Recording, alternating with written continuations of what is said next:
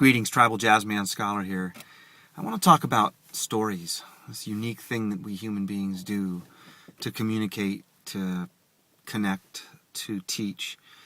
I have a story I'm going to share, something that happened to me that really transformed my way of seeing the world, being in the world, thinking about the world. And the story is one that relates to an experience I had in Central America. For many years, I was a political activist. I involved myself with many groups that were trying to raise awareness about the United States' foreign policy, particularly in Latin America.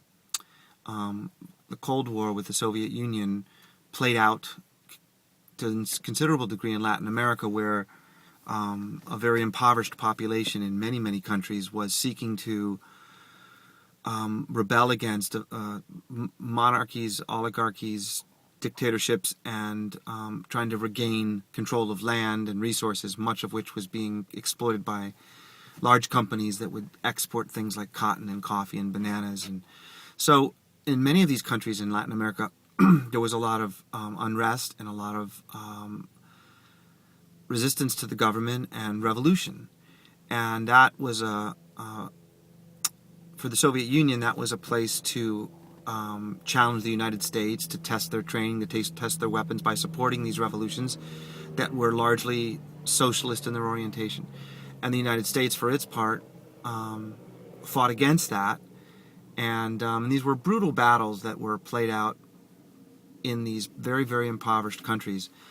And I was very concerned with my own government's role in what did turn out to be a lot of human rights abuses.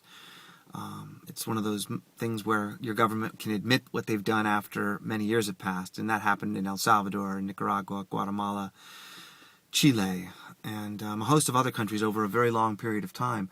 And the country where I was particularly interested in addressing my government's involvement was Nicaragua. Nicaragua had fought against two very brutal dictators, the Somoza family, a father and a son, who had ruled the country from the 1920s all the way up until 1979, and a popular uprising, a revolution, overthrew that government. And the revolution really tried to address social change very differently than the only other successful revolution, the Cuban Revolution, where there was a lot of brutality against the former guardsmen who'd worked for Batista in Cuba. So when the Cuban revolutionaries came into power under Castro, there was a lot of violence against the oppressors, who had been seen to be the oppressors. Well, the Nicaraguan Revolution, the Sandinistas, who came to power in 1979, tried to take a very different tack. They tried to take a humanitarian tack, and they actually let all of the National Guardsmen who had been supporting the dictatorship, they let them leave the country. Well, my country, the United States, began a very sophisticated and elaborate, and for a while covert, training of these former National Guardsmen, paying quite a bit of money to them in an effort to destabilize the Sandinista government, because it was an avowed socialist government. So anyway, I find myself in my 20s actively opposing our interventions in Nicaragua and El Salvador and Guatemala, two other places that we were involved in counterinsurgency campaigns as a government. And I was very passionate and very active. And I was also, unlike a lot of my friends, I was an avowed pacifist. I had decided that I didn't believe in violence and that I believed in nonviolent revolution. And while I was willing to bring attention to my government's actions, I was not willing to advocate for violent overthrow of the governments that were in place in those countries. I was sympathetic to those movements, but I didn't agree with the tactics, and I argued at length with many of my friends about it. And my pacifism, my nonviolent orientation, came really from an intellectual place of having studied Gandhi and King, and had some personal experience and some personal experiences that convinced me that loving your enemy was the only way to transform the world. So I went to Nicaragua on a study group. I actually was presenting a paper at a conference, international conference on health. I had done some research in Mexico on oral rehydration of infants with diarrhea, and I went to a conference in Nicaragua to present my findings at an international conference with some other North Americans who were presenting papers, doctors and nurses mostly. I had been a student of public health at UCLA when I went. But I went there with this idea that I had my beliefs about nonviolence, and they were radically challenged by a woman named Magda Enriquez, who spoke to our 26 visitors to the country who were coming from North America to present at the conference.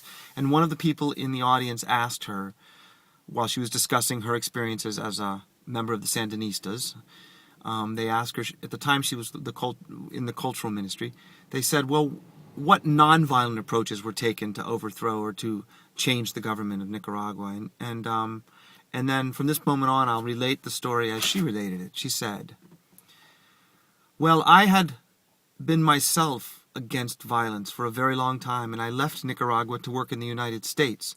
And during the time I was in the United States, my nonviolent views were strongly evolved under my experiences as I worked for the U.S. State Department during the Vietnam War, and I was responsible for notifying families when their children were coming back in body bags. And that experience really changed me and led me to believe that nonviolence was the only way we could change societies. So as the Nicaraguan Revolution, the Sandinista Revolution, grew in Nicaragua, I decided to go home to my country and support the revolution. Well, a requirement of participating in the revolution in any way was that you had to take military training. Well, I told the local Sandinistas in the countryside where I was living and working, I said, listen, I am willing to give you all of my organizational skills, all of my knowledge of how to communicate with people and how to organize people, and I will give my heart and soul to this movement, but I will not accept military training. And they thought I was a little strange, but they agreed. They knew I had credentials and that I was a hard worker, and they agreed to allow me to work in a region of northern Nicaragua where a lot of men had been arrested, farmers, because they had been attempting to stop production on some farms that were owned by very wealthy families owning large farms, and these workers were making very, very poor wages, and so they were protesting, and many of them had been arrested by the Somoza government, and they were in jail. So the women were trying to organize to continue the work of the men, to challenge these large farms. And I was asked to help organize these women. The Sandinistas put me in charge of organizing a group of women. And I, together with many women and children, we would stop production on farms by nonviolent protest. We would lay across the roads, and the farm tractors couldn't get to the fields, and we would challenge the production that way to attempt to get better access to our husbands in jail and to also get better pay for the men that were still working. And one day we were lying in the road, and the farmer sent out a tractor to threaten to run us over.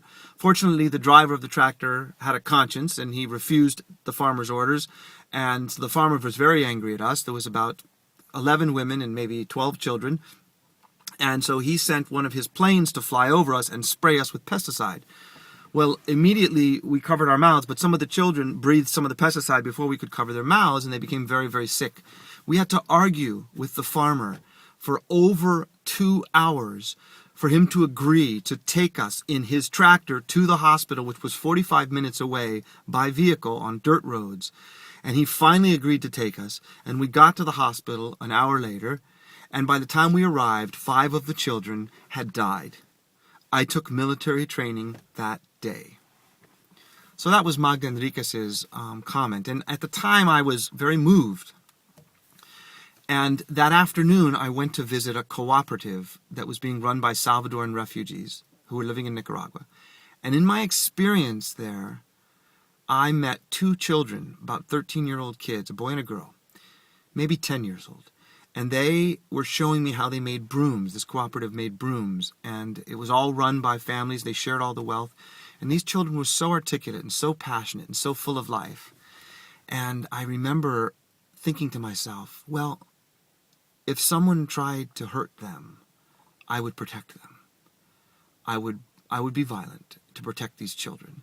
And I realized at that moment that my vows of nonviolence wouldn't hold up in a real situation, a real challenging situation like the one that could have confronted me with these children, and what certainly Magda Enriquez in her organizing of the women farm workers, those kinds of experiences, I realized that in spite of all the ideas I had intellectually about nonviolence, that in my heart I was not nonviolent. I didn't then become an advocate of violence. I just stopped arguing with people, and I have never since tried to propound a nonviolent position with someone who believes in violent revolution. I haven't attempted to argue the position of nonviolence because I felt that I wasn't able to honor that in myself. I had so much love for these children that were showing me around, and I had such a strong, visceral, recent experience of Magda's story that I realized I couldn't continue to pretend something that I didn't truly think I could do. So I share this as a story and as an example of the way that we can use stories to communicate things that we've experienced, and then also to describe how this story changed me in my life. So here to discuss the power of stories through example, Tribal Jazzman Scholar signing off. Thanks for joining me.